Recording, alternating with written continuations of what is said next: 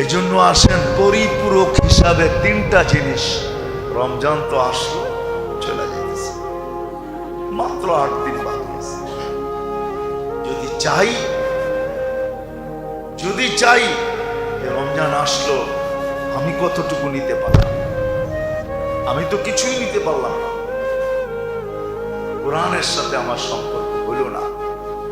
এটা যদি এখনো পূর্ণ করতে চাই, তাহলে আমাদের হাতে 3 বল এখনো বাকি আছে।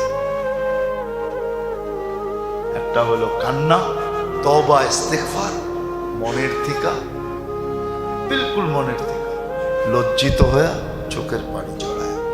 তওবা, ইস্তেগফার 1 নম্বর। যেই সময়টা হাতে আছে, এটাকে পুরো যেইভাবে কাজে লাগানোর ওইভাবে লাগায়। আজকে রাতের থেকে লেগে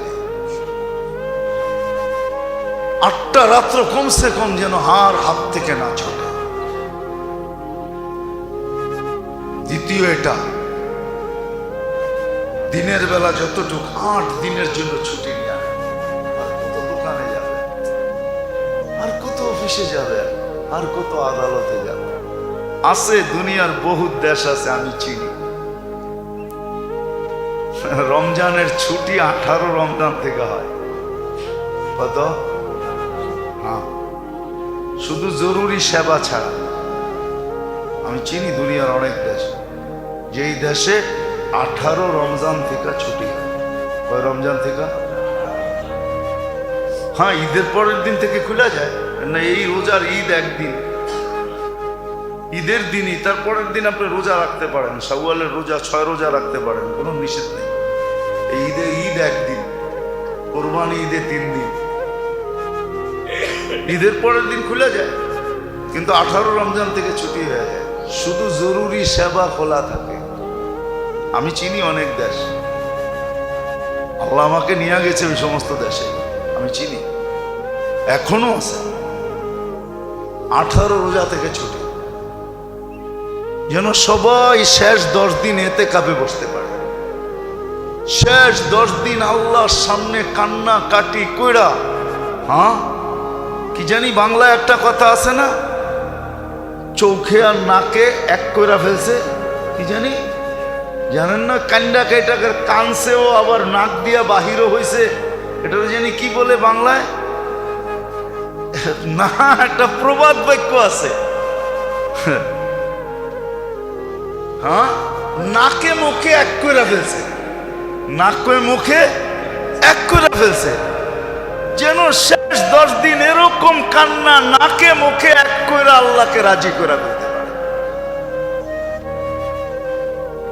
প্রথম তো হলো তওবা, ইস্তেগফার। আর যে কটা সময় আছে কাজে লাগান। এখন হইল হাত লম্বা করেন, প্রসারিত করেন, বরকত নেন আল্লাহর কাছ থেকে। আর তৃতীয় হইল ফেতরার ভিতরে বরকত। হাত যত লম্বা করতে পারেন, লিস্টি করেন। যে ওই আপনি বলবেন যতটুকু ফেতরা এর চেয়ে বেশি দিলে কি গুনাহ হবে? কোনো গুনাহ হবে না। কে বলছে গুনাহ হবে? আপনি দামি খেজুরের দেন আর আল্লাহকে বলেন দেখেন কিন্তু আপনার লেগা দিতাছি। আরে আল্লাহকে সাক্ষী রাখেন না, আল্লাহকে বলেন না আপনার দেখেন কিন্তু কি দিতেছি, ফিরত কিন্তু আমাকে এরকম চকচকে দিবেন, আমিও কিন্তু চকচকে দিতেছি। বলেন না, আল্লাহকে বলা যায় এইভাবে, চকচকা দিয়ে আল্লাহকে বলেন দেখেন কিন্তু নোট কিরম চকচকা, আমারটাও যেন চকচকা হয়, ময়লা যেন না হয়। আল্লাহ রাজি, আপনি যেরম দিবেন এর চেয়ে 100 গুণ চকচকা দিবে,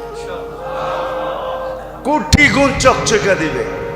এই জন্য ফেতরা সবচেয়ে যদি সমর্থ থাকে, হ্যাঁ ঈদের দিন সকালে আপনার উপরে ফেতরা ওয়াজিব হইল, এতটুকু মাল আছে আপনার কাছে ঈদের দিন সকালে, যে 55 থেকে 56 হাজার টাকা ঈদের দিন সকালে আপনার কাছে আসছে, তো আপনি 70 টাকা দিতে পারেন।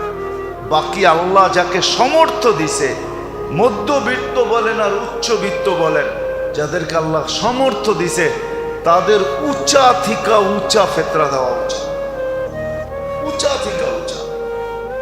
নেন না, খেজুর 1200 টাকা কেজি করে খান নিজে।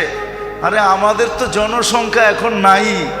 আগে তো প্রবাদ বাক্য ছিল, মানুষের দন হইলে স্বামী স্ত্রী ডেলি মুসল্লায় পড়ে আল্লাহর কাছে চাইতো, আল্লাহ জন দিও জন, নাইলে এই দনগুলা পাহারা দিয়ে কে রাখবে?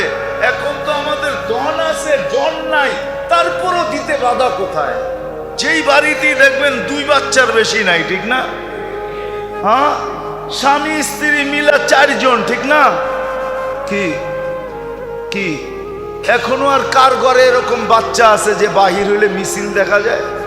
আগে ছিল, আগে আগে ছিল। বাড়ির থেকে বাহির হইলে মানুষ মনে করতো মিছিল বেরিয়েছে, ঠিক না? হ্যাঁ ছিল। বিশ্বাস হয় না? ঠিকানা কয়ে দেবো, যাবেন? হ্যাঁ, বেশি দূরে যেতে হবে না, বরিশুর যান। বরিশুর, বরিশুর চিনেন? হ্যাঁ চিনেন নাকি? আরে সোয়ারি ঘাটের থেকে একটু সামনের দিকে যায়া উল্টা কামরাঙ্গীর চরের উল্টা হইলো বরিশুর। বরিশুর বাজারে যান, বাজারে যে বলবেন মাস্টার সাহেবের বাড়ি কোনটা? ওনার 22 জন সন্তান। 22 জন। কয়জন? কয়জন? আমি অ্যাড্রেস দিলাম, যে দেখে আসেন। উনি নাই, মাস্টার সাহেব নাই। ভালো সম্পর্ক ছিল, আমি অনেক যেতাম ওনার কাছে, ভালো সম্পর্ক ছিল। 22 জন সন্তান একসাথে বাহির হইলে কি মিছিলের থেকে কম নাকি? এতগুলা হইলে না আমি বুঝতাম যে আপনি 70 টাকা করে দিবেন, ঠিক না? এখন তো সন্তানই নেই। হ্যাঁ, এখন তো প্রবাদ বাক্য হলো, এক সন্তানের জননী বুদ্ধিমতী রমণী, ঠিক না? এমন বুদ্ধি, ঠিক না? এমন বুদ্ধি, কোন পর্বে আইসা যদি একটা 0 হয়ে যায় তাহলে এখন মাথা দেওয়ালে বাড়িয়ে থাকে, ঠিক না? 2-এর বেশি নিবেন না, মায়ের স্বাস্থ্য ভাঙবেন না, ঠিক না? যারা 2-এর বেশি নেয় না, ওর স্বাস্থ্য কোন দিক দিয়ে ঠিক আছে আমাকে দেখান। হাসপাতালে গেলে ওদের সিরিয়াল সবচেয়ে বেশি দেখা যায়। কি বিশ্বাস হয় না? আমার লোকে চলেন, আমি প্রমাণ দেখায় দিব আপনাকে। এদের ডাক্তার দেখায় বেশি। আগে যে আমাদের মা চাচিদের বাচ্চা ছিল, গহিনা ইবনে আব্বাস রাদিয়াল্লাহু তাআলা আনহুর 101 জন বাচ্চা ছিলেন। উনি মাঝে মাঝে চিনতেনও না বাচ্চাদেরকে, নাম বইলা বলতে হইতো, বাবা আমি আপনার। আল্লাহ বরকত দিছে এদেরকে। তো যেটা বুঝাইতেছিলাম, হাসানের জন্য না। আপনি 1200 টাকা কেজির খেজুর ধরলে অসুবিধা কি? 350, 3.5 কেজি কয় টাকা হবে? কত? 4200। আপনার ঘরে তো আছেই পুরা 4 জন, 4-42 কত হবে? 20,000 টাকাও তো হলো না।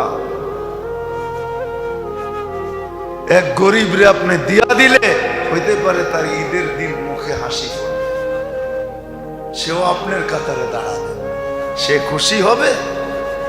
আপনি জানেন না, জানেন না, জানেন।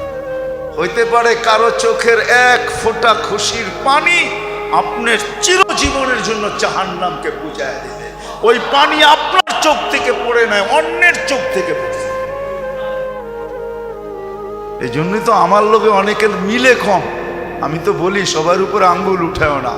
অনেক সময় দেখা যায়, হয়তো আমরাও দেখি, সমাজে নামাজি না, নামাজি না, তেমন বেশি দিনদার না, কিন্তু কিছু কাম আর এরকম। আমি জানি, আমার এই মহল্লায় ছিলেন, আমি চিনি কিছু লোক ছিলেন আমার মহল্লায়, নাই এরা তেমন দিনদার ছিল না। কিন্তু আমার মনে হয়, আমি বিশ্বাস আল্লাহর কাছে বিশ্বাস রাখি, আল্লাহ মনে হয় মাফ করে দিছে।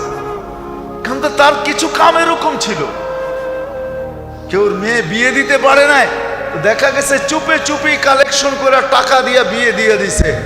ওই মেয়ে বাসর ঘরে বৈশা যে খুশির পানি চোখ দিয়া ঝরাইছে, আমার বিশ্বাস এই ব্যক্তির জাহান্নাম বুঝা গেছে। এরকম কিছু আমল আছে যেগুলো লুকায়িত থাকে, লুকায়িত। আমি চিনি, আমার এই মহল্লায় কিছু লোক ছিল, কিছু লোক ছিল, কিছু লোক ছিল সারা বছর যেমনই হোক রমজান আসলে মসজিদ একদিনও ছাড়ে নাই। রমজানের যেরকম পবিত্রতা দরকার ছিল